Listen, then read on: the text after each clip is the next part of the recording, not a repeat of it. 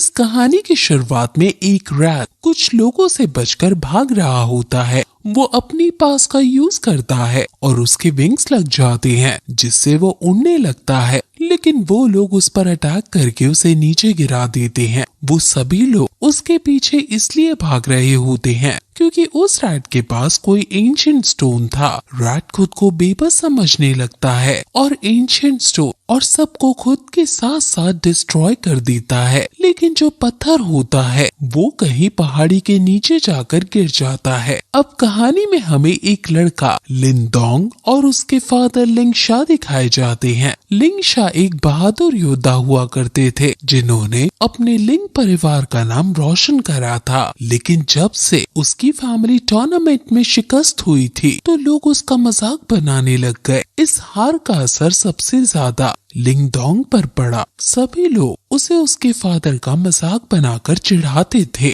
मारते थे, लेकिन वो उन्हें कुछ भी नहीं कहता था क्योंकि उसके फादर ने उसे लड़ना नहीं सिखाया था। तभी लिंगडोंग के कजिन्स उसे मारने लगते हैं और उसे पहाड़ के नीचे फेंक देते हैं। पहाड़ के नीचे जाकर वो एक चट्टान पर गिर जाता है और उसकी बॉडी से खून आने लग जाता है। उसका खून बहता हुआ चट्टान के नीचे जाता है और उसे एंशिएंट स्टोन पर लग जाता है, जिससे वो चट्टान पूरी डिस्ट्रॉय हो जाती है और लिंगडोंग पानी में गिर जाता है। तब उसे अपने फादर की वो लड़ाई याद आती है जिसमें लिंग लैंशियान ने उसे बड़ी आसानी से हरा दिया था। लिंगडोंग बचपन से ही अपने फादर का बदला लेना चाहता था। ये सब याद करके लिंगडोंग पानी से बाहर निकलने की कोशिश करता है। इतने ही वो पत्थर में से रोशनी आने लगती है और अगले ही मोमेंट लिंगडोंग जमीन पर पड़ा हुआ होता है। जब वो उठता है तो देखता है कि वो एक गुफा में है। उसके सारे जख्म भी हील हो जाते हैं और वो पत्थर भी उसकी बॉडी में समा चुका था।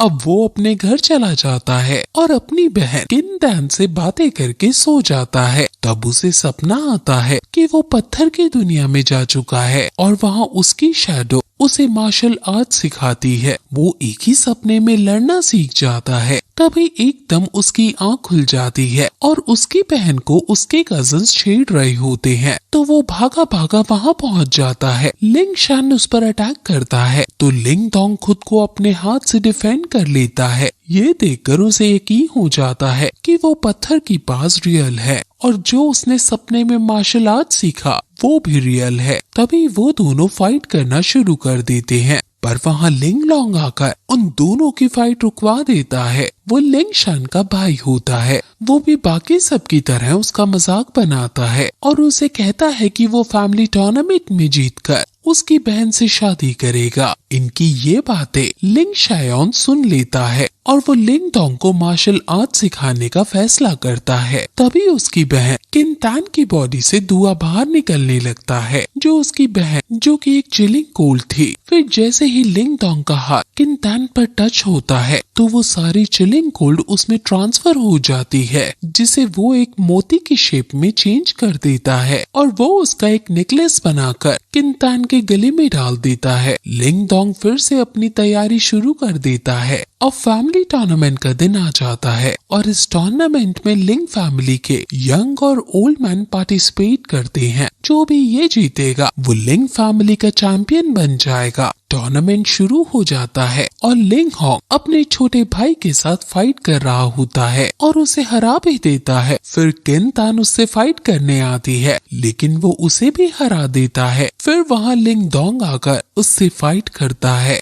और वो टेम्पर्ड बॉडी की 6 स्टेज, एको फेस की 9 स्टेज और 10 स्टेज भी दिखाता है। ये देखकर सब हैरान रह जाते हैं। अब लिंगडोंग आंखें बंद करके उससे फाइट करने लगता है। वो तो टेम्पर्ड बॉडी की 7 स्टेज भी एनलार्ज कर लेता है। लिंगडोंग उसे कहता है कि तुमने मेरे फादर का मजाक बनाया, मेरी बहन को परेशान करा और मुझे हमेशा नीचा दिखाया, इसलिए मैं आज तुमसे इसका बदला लूंगा। और ये कहकर वो उसे स्टेज से नीचे गिरा देता है। ग्रैंडफादर लिंगडोंग को इसका विनर अनाउंस कर देता है। अब ग्रैंडफादर अपने बेटे को बताता है कि लिंग फैमिली की तरह 2 फैमिलीज और भी हैं, फैमिली ली एंड फैमिली जी। वो इनकी सपोर्ट चाहते हैं ताकि अगर उन पे कोई भी खतरा आए तो ये फैमिलीज इनको हेल्प कर सके, लेकिन इसके लिए उन्हें हंटिंग टूर्नामेंट जीतना होगा, जो कि बिल्कुल भी आसान नहीं है। ये टूर्नामेंट ली फैमिली और लिंग फैमिली के बीच होता था, जिसमें सब लोग पार्टिसिपेट करते थे। अब सभी लोग टूर्नामेंट की जगह पर पहुंच जाते हैं। वहाँ लिंग तोजो ब्लेड के लोग भी आ जाता है। उन्हीं का एक साथी लिन युन लिंग तोंग को इशारा करके अपने पास बुलाता है और उसके कान में कुछ कहता है। उसके बाद लिंग तोंग एकदम वहाँ से भाग जाता है। इसी बीच एक लड़की आकर केन तान को थप्पड़ मारती है और उससे उसका नेकलेस छीनने की कोशिश करती है। तो इतने में वहाँ लिंग दोंग आ जाता है और उसे थप्पड़ मारता है। ये देखकर उसका हस्बैंड आता है और उस पर अटैक कर देता है। वो दोनों फाइट करने ही वाले होते हैं कि वहाँ टूर्नामेंट के जजेस आकर उन्हें रोक देते हैं। अब टूर्नामेंट शुरू होता है और उसमें जज उन्हें बताते हैं कि जो भी फायर टाइगर की फ्लेक लेकर आएगा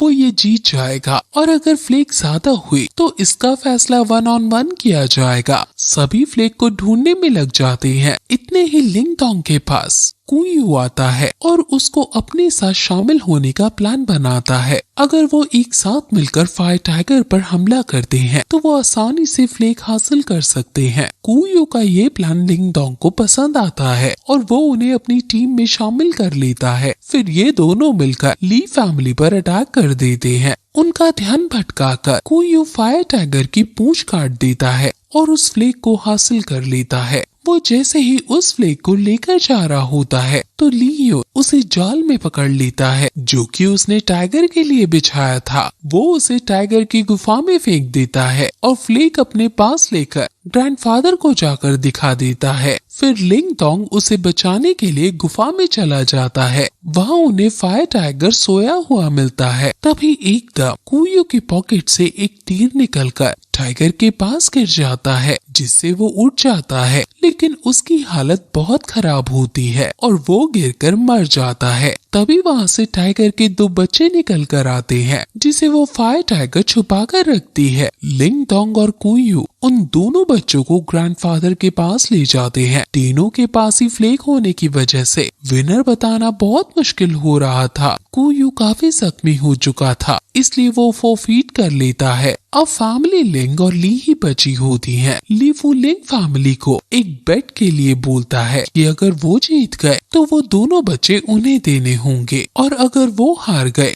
तो वो आयरनवुड विलेज उनके नाम कर देगा। ये सुनकर लिंग तोंग उनका चैलेंज एक्सेप्ट कर लेता है। अब लिंग तोंग और ली यान एक दूसरे से फाइट करना शुरू करते हैं। ली यान अर्ली युआन स्टेज एक्टिवेट कर लेता है। ये देखकर सब लोग हैरान रह जाते हैं, क्योंकि ये टेम्पेट के 9 स्टेज से भी ज्यादा पावरफुल होती है। तभी लिंग तोंग भी अर्ली युआन स्टेज में आ जाता है। लिंग तोंग ने जो मोती अपनी बहन के थ्रू बनाए थे उनमें 5th लेवल की जिन एनर्जी होती है, जिससे लिंग तोंग ने मोती की पावर्स को एब्जॉर्ब करके अपनी पावर के साथ मिक्स कर दिया था और ये अर्ली युआन स्टेज एक्टिवेट कर लिया था। फिर दोनों फाइट करना शुरू कर देते हैं और दोनों अपनी अपनी पावर्स का यूज करने लगते हैं। वो दोनों बिल्कुल टक्कर की फाइट कर रहे होते हैं। लिंग तोंग को जब इस स्टेज की पावर समझ आती है तो वो उसे बहुत तेज एक पंच मारता है। ली उनको गुस्सा आ जाता है और वो 4th level dashing lighting use करता है।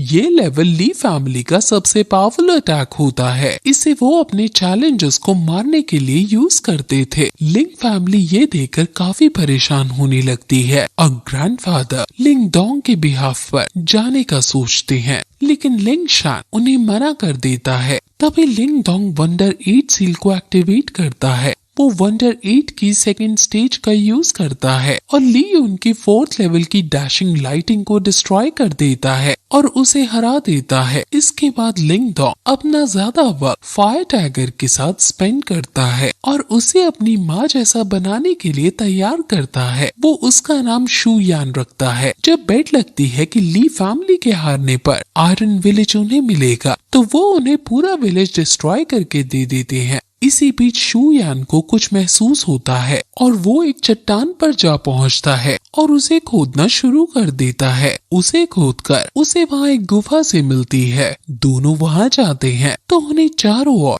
रेड कलर की लाइट दिखती है, जिसे वो लावा समझता है, लेकिन वो लावा नहीं होती। इतने ही लिंग दोंग की नजर एक फ्लावर पर जाती है जिसमें से रोशनी आ रही होती है। वो उसके पास जाता है तो उसका हाथ उस फूल की सारी एनर्जी उसमें एब्जॉर्ब कर लेता है। उसकी बॉडी इतना सहन नहीं कर पाती, इसलिए वो बेहोश हो जाता है। जब उसे होश आता है तो वो भागकर अपनी फैमिली के पास चला जाता है और उन्हें एक रेड स्टोन देता है। वो एक यांग युआन स्टोन होता है जो कि बहुत ही पावरफुल होता है। फिर लिंग फैमिली भागकर उस गुफा में चले जाते हैं और उसे तोड़ने लगते हैं। तो उन्हें पता लगता है कि वो पूरी यांग युआन की बनी हुई थी और ये देखकर सब बहुत खुश हो जाते हैं क्योंकि वो अब गरीब नहीं रहते हैं। इसी बात की खबर ली फैमिली तक पहुंच जाती है और ली बाओ उस विलेज को वापस लाने के लिए प्लान बनाने लगता है। इसी दौरान लिंग लॉ अपनी फैमिली के साथ युंग युआन स्टोन्स बेचने के लिए यिन सिटी चला जाता है।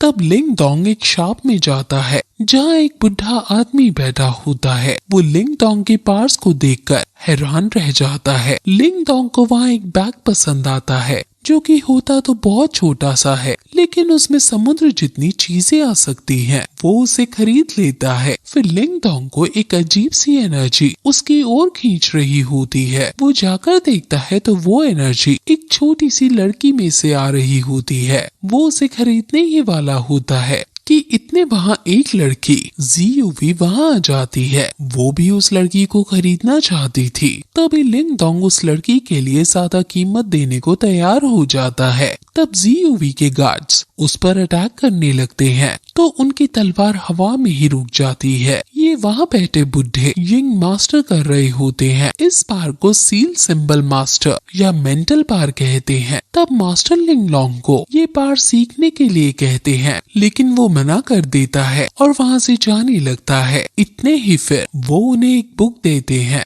जिसमें सील सिंबल मास्टर की लेवल 1 की सारी इंफॉर्मेशन होती है और उसे कहते हैं कि जब कभी तुम्हारा माइंड चेंज हो जाए तो तुम यहाँ आ सकते हो। इतने वहाँ पर लिंग फैमिली का एक आदमी आ जाता है और लिंग दोंग को इन्फॉर्म करता है कि उनकी फैमिली पर ब्लैक ड्रैगन के लोगों ने अटैक कर दिया है। वो लोग यांग युआन वाली गुफा को हासिल करना चाहते थे। उनका बॉस वो शाशु यान पर अटैक करके उसे जख्मी कर देता है। इतने वहाँ लिंग दोंग आ जाता है और वो दोनों फाइट करना शुरू कर देते हैं। लिंग दोंग ऑलरेडी वंडर 8 के स्टेज पर होता है, इसलिए उस पर वूशा के अटैक्स इतने काम नहीं करते हैं। वूशा और लिंग दोंग अपनी पार्स के लेवल्स बढ़ा देते हैं और दोनों ही घायल हो जाते हैं। तभी लिंग दोंग को युआन की पार्स का फील होने लगता है और वो जमीन पर बैठकर उन पार्स को एब्जॉर्ब करने लगता है। इतने फिर केंता और शू यान बाकी के लोगों से फाइट करने लग जाते हैं, लेकिन वो शाह उन्हें भी घायल कर देता है। फिर उनका एक आदमी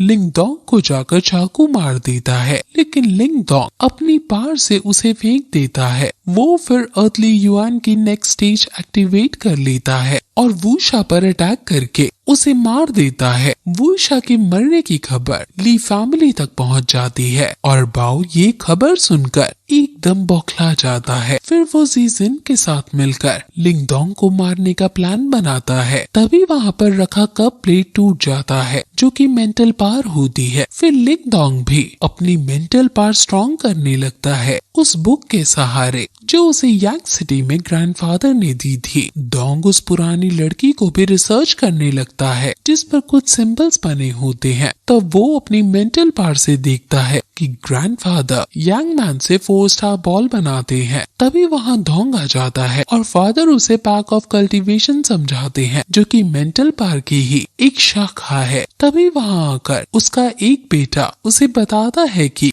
ली फैमिली ने उन्हें एक इनविटेशन भेजा है। वो उन्हें बैंक्वेट बुलाना चाहता है क्योंकि वो अपनी गलती पर शर्मिंदा है और वो उनसे माफी मांगना चाहता है। तो उसका दूसरा भाई बोलता है कि ये ली फैमिली का डेफिनेटली एक ट्रैप है। तब ग्रैंडफादर उन्हें स्वॉर्ड मार्शल हाउस से कांटेक्ट करने के लिए बोलते हैं। फिर वो लोग ली फैमिली में जाते हैं और बाओ फादर को एक कमरे में ले जाता है और पीछे से लिंग दोंग अपनी मेंटल पावर यूज करके छुपे हुए लोगों को देख लेता है। कमरे में बैठे जिंगसू कहता है कि हमें साथ मिलकर काम करना चाहिए ताकि सारी जीत हम लोगों की ही हो। अगर हम आपस में ही लड़ेंगे तो हमें कुछ भी नहीं मिलेगा। तब बाओ बोलता है कि हमने जी फैमिली के साथ एक स्मॉल ट्रेड खोल लिया है जो कि यांग सिटी में बहुत चल रहा है, लेकिन ग्रैंडफादर को उनका ये प्लान अच्छा नहीं लगता है और वो बोलते हैं कि ली और जी फैमिली की उम्मीदें कुछ ज्यादा हैं जो कि तुमसे संभाली नहीं जाएंगी, और वो वहाँ से उठकर जाने लगते हैं। तब बाओ उन्हें अपनी पार से रोकने की कोशिश करता है और उन्हें ट्रेड ज्वाइन करने के लिए कहता है एज अ सबऑर्डिनेट। फिर ग्रैंडफादर उन्हें कुछ भी देने से मना कर देता है और दोनों में फाइट शुरू हो जाती है। तभी वहाँ पर ब्लड संप्रदाय वाइस पैट्रोनेज आकर बाओ और जिंगजी को बचा लेता है। वो उनकी साइड इसलिए लेता है क्योंकि बाओ ने उसे 60% प्रॉफिट देने का वादा करा था। वाइस पैट्रोनेज उनसे स्टील वुड मैनोर मांगता है और ग्रैंडफादर उसे देने से मना कर देता है और कहता है कि वो हमने अपनी मेहनत से हासिल करा है। तब वाइस पैट्रोनेज अपनी मेंटल पावर से सबको मारने लगता है। तब बीच में लिंगडोंग आ जाता है और उसे फाइट करना शुरू कर देता है। वाइस पैट्रोनेज लिंगडोंग के स्किल्स को देखकर काफी इम्प्रेस होने लगते हैं, लेकिन उन्हें गुस्सा भी आ रहा होता है कि वो एक बच्चे से नहीं लड़ पा रहा है। तभी वो अपनी स्पेशल पावर यूज करता है और लिंगडोंग तब वो वुड प्लेट निकाल लेता है जिससे वो वाइस पैट्रोनेज हार जाता है और वो उसकी सारी पार्ट्स अपने अंदर एब्सॉर्ब कर लेता है। वाइस पैट्रोनेज उससे ये पावर पूछता है और साथ में डील देता है कि वो ली और जी फैमिली को मार देगा, लेकिन लिंगडोंग उसे ही मार देता है। फिर बाकी के लोग बाओ और जी सिंह को घेर लेते हैं।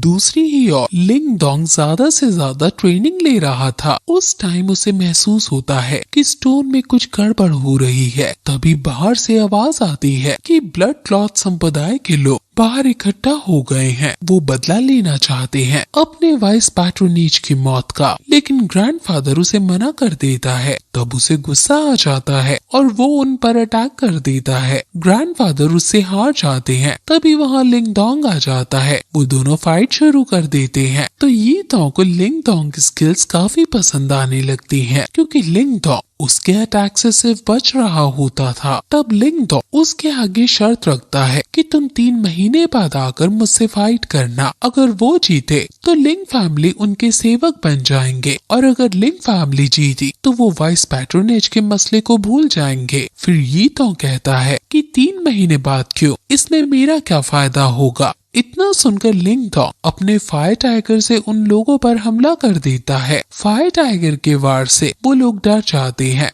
तब लिंगडोंग कहता है कि अब तुम्हारे पास बस 2 ऑप्शन है, या तो तुम मुझे 3 महीने बाद आकर फाइट करना या फिर अभी ही कर लो। फिर ये तो सोचता है और कहता है कि उसे उसकी ये शर्त मंजूर है, लेकिन 3 महीने बाद नहीं, 2 महीने बाद, क्योंकि उसे लगता है कि वो मेंटल पावर के बारे में नहीं जानता, जिसकी वजह से वो मर जाएगा। तब लिंगडोंग ग्रैंडफादर को कहता है कि उसे यांग सिटी जाना है कुछ स्पेशल स्किल्स मेडिसिन लाने के लिए, और वो मान भी जाते हैं। नेक्स्ट डे जब वो जाने लगता है तो ग्रैंडफादर आकर उसे यांग की कुछ पिल्स देते हैं और कहते हैं कि इसके बिना तो वहाँ कुछ भी नहीं कर सकते हो, और ये भी बताते हैं कि यांग सिटी की कुछ ही दूरी पर उनके कुछ आदमी भी हैं, तुम उनकी मदद भी ले सकते हो। फिर कुछ देर में लिंगडोंग वहाँ पर पहुँच जाता है, लेकिन उसे महसूस होता है कि कोई तो उसका पीछा कर रहा है। वो फिर वहाँ पहुंचकर किसी से द ऑक्शन वैन सिंह का पूछता है। पहले तो वो लोग उसका मजाक बनाने लगते हैं, लेकिन जब डोंग उनको अपने स्टोन पिल्स दिखाता है तो उसका भेस बदलकर वो उसे द ऑक्शन वैन सिंह के पास लेकर जाते हैं। जब लिंगडोंग वहाँ पहुँचता है तो वो देखता है कि वही ग्रैंड मास्टर वहाँ बैठे होते हैं जो उसे लास्ट टाइम मिले थे,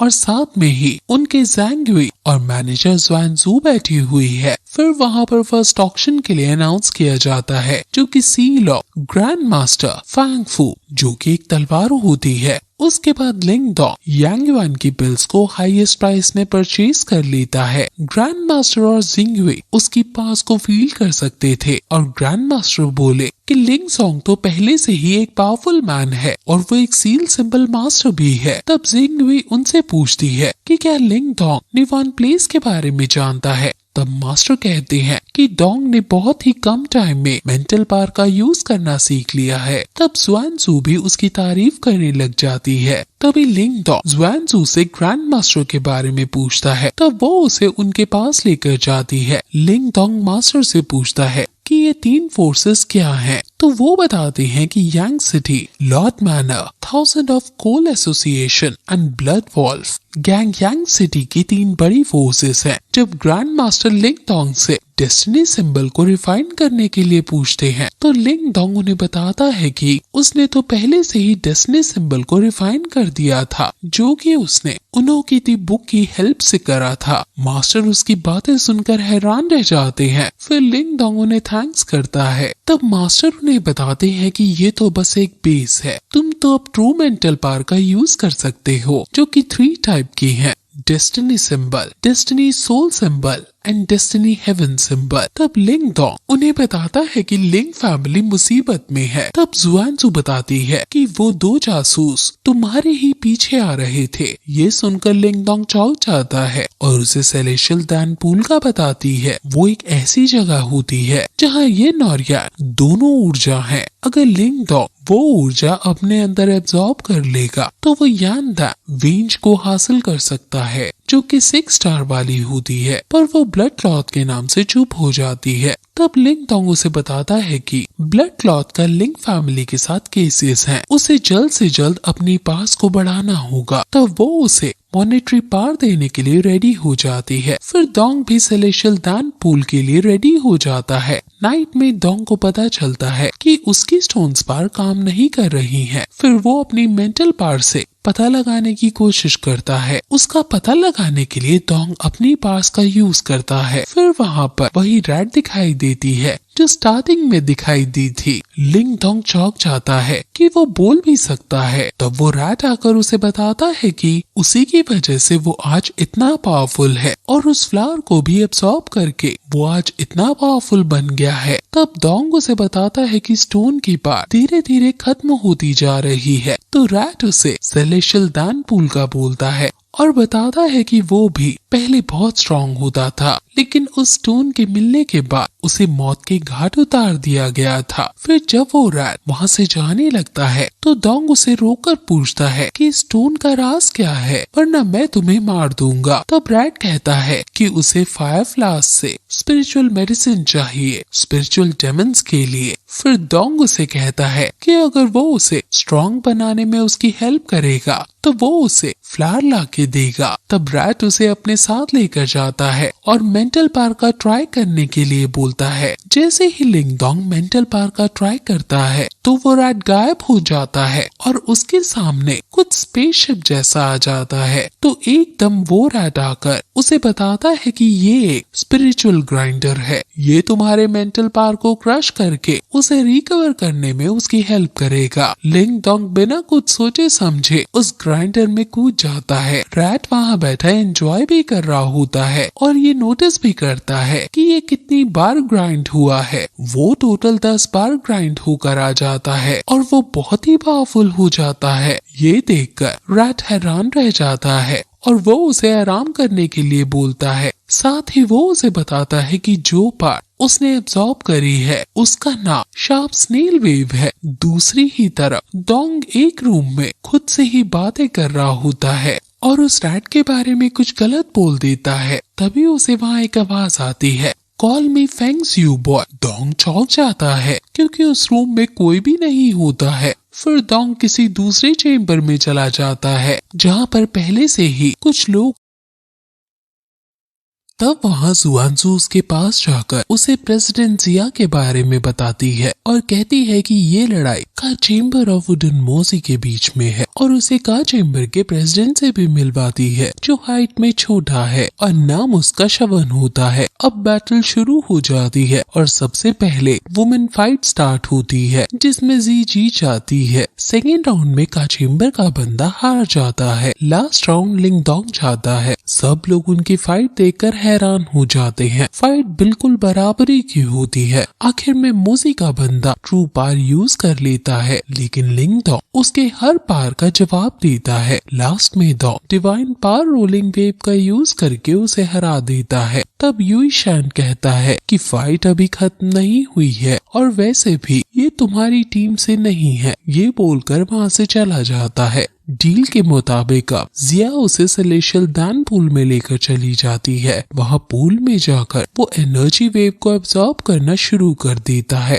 तब उसे अपने ग्रैंडफादर की कही बात याद आने लगती है और वो देखता है कि वहाँ पर आए हुए और भी लोग ज्यादा से ज्यादा एनर्जी एब्जॉर्ब कर रहे हैं। तब वहाँ रैट आकर उसकी हेल्प करता है ज्यादा से ज्यादा एनर्जी एब्जॉर्ब करने में, लेकिन वो इसके बदले में भी कुछ मांगता है और बोलता है कि ये पूल अंदर से एकदम अलग है, अंदर कुछ ना कुछ तो पक्का स्पेशल होगा। रैट ने कुछ एनर्जी एब्जॉर्ब करी होती है लेकिन वो पूरी अंदर ही बह गई थी और वो इसको जानने के लिए उसकी मदद चाहता है। तब डोंग कहता है कि उसे फिक्र करने की बिल्कुल भी जरूरत नहीं है। फिर वो रैट की डील को मान लेता है और अपनी मेंटल पावर का यूज करने लगता है। थोड़ी देर में उसे फील होने लगता है कि उसने सारी एनर्जी एब्जॉर्ब कर ली है। फिर डोंग पूल के काफी अंदर ही चला जाता है। वहाँ जाकर उसे एक पाइथन नजर आता है जिसे देखकर रैट बोलता है कि यह डेमन पाइथन या फिर डेमन स्पिरिट होनी चाहिए थी, लेकिन डोंग वहाँ से डरकर भागने लगता है। तो रैट उसे बताता है कि ये गार्ड्स हैं जो यिंग और यांग बीट्स को प्रोटेक्ट करते हैं और कहता है कि अगर उसने ये बीट्स हासिल कर लिए तो वो जो 3 महीने में हासिल करना चाहता था सब उसे मिल जाएगा। फिर वो रैट खुद ही उस पाइथन के आगे जाकर उसे एब्सॉर्ब करने लगता है। तो वहाँ एक जोरदार धमाका होता है और वहाँ से एक ब्लू कलर का ड्रैगन बाहर आता है और उन पे अटैक करने लगता है। रैट उसे डिस्ट्रैक्ट करके डोंग को यिंग और यांग की पावर को एब्सॉर्ब करने के लिए कहता है और वो करना शुरू कर देता है। इतने ही डोंग देखता है कि वो रैट अब साइज में बहुत ही बड़ा हो गया है।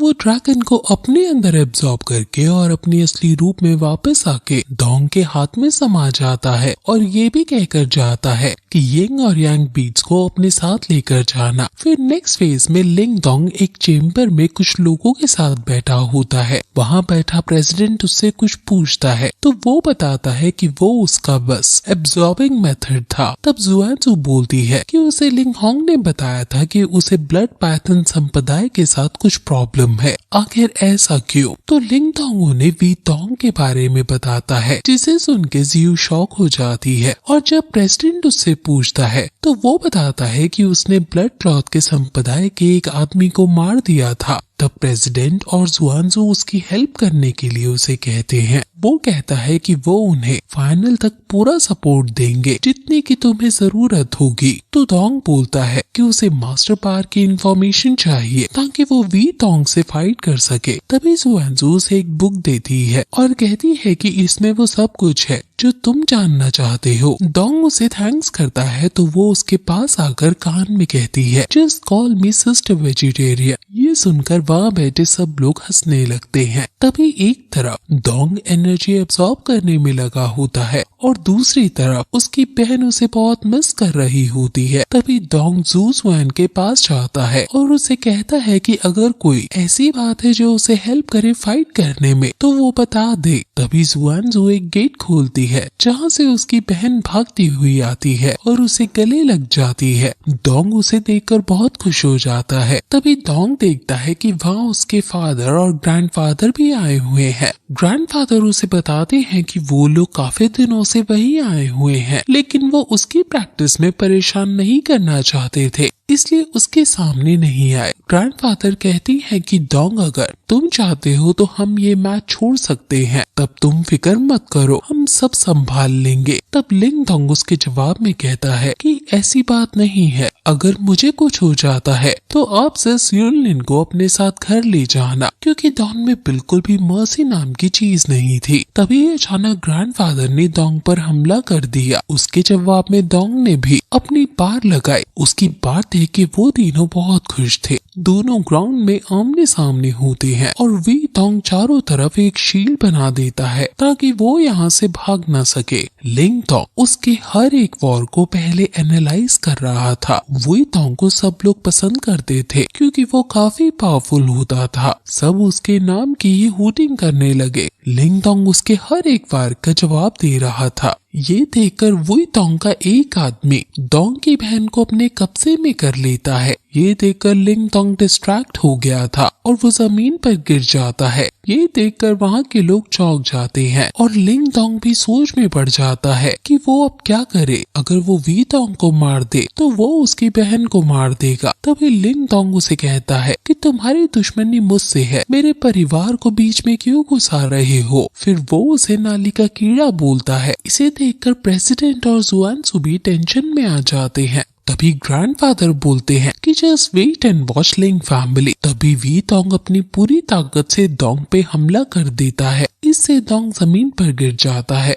और उसे वी तोंग की कही बातें याद आने लगती हैं। जब ये मर जाएगा मेंटल बैरियर खुल जाएगा और तब दोंग खड़ा हो जाता है और वी तोंग के वार का सामना करने लग जाता है। और उसे देखकर वी तोंग भी हैरान हो गया उसकी डिवाइन और नीडल पार को देख। और इस बार दोंग एक तीर से 2 निशाने लगाता है। अपनी सिस्टर को उस आदमी से बचाता है और वी तोंग को भी मार गिराता है। लेकिन वी तोंग का जासूस ये देखकर डेन में अटैक करता है, लेकिन ये देख लेता है और उसका अटैक उसी पे रिवर्स कर देता है। लेकिन वी तोंग अभी तक मरा नहीं था और वापस उठकर खड़ा हो जाता है और दोंग को कहता है कि तुमने मेरे साथ चीट किया। फिर दोंग कहता है कि तुमसे ही सीखा है और उनकी फाइट वापस शुरू हो जाती है और आखिर में वी तोंग हार मान लेता है। पर दोंग कहता है कि अभी तुम मरे नहीं हो और उसे उसकी ही बात याद दिलाता है जो उसने उसे कही थी और अब उस पे अटैक करने लगता है। वी तोंग को मुसीबत में देखकर उसको बचाने लगता है, लेकिन प्रेसिडेंट उसे मना कर देता है ये कह के कि ये रूल्स के खिलाफ है और वी तोंग मर जाता है। और इसी तरह बुराई पर अच्छाई की जीत होती है। लिंग फैमिली वापस सिटी में रहने का डिसाइड कर लेती है। कुछ टाइम बाद लिंग फैमिली यांग सिटी में आकर रहने लगती है। फिर यहाँ पर प्रेसिडेंट लिंग दोंग से मिलने आते हैं, लेकिन उन्हें उसके फादर मिलते हैं। वो दोंग के फादर को थैंक्स करते हैं और कहते हैं कि दोंग हमारे गोल्ड चेम्बर का पिलर है। साथ ही उन्हें एक फ्लावर देते हैं जो कि दोंग को हेल्प करेगा। वहीं दूसरी ओर ग्रैंड मास्टर और लिंग दोंग बैठे होते हैं। ग्रैंड मास्टर उसकी तारीफ करते हैं और कहते हैं कि उन्होंने दोंग जैसा आदमी कभी नहीं देखा है और ये भी कहते हैं कि वो भी मेंटल पावर के प्राइमरी लेवल पर है। फिर दोंग उन्हें और भी सीखने को कहता है और फिर यही ये बात खत्म हो जाता है।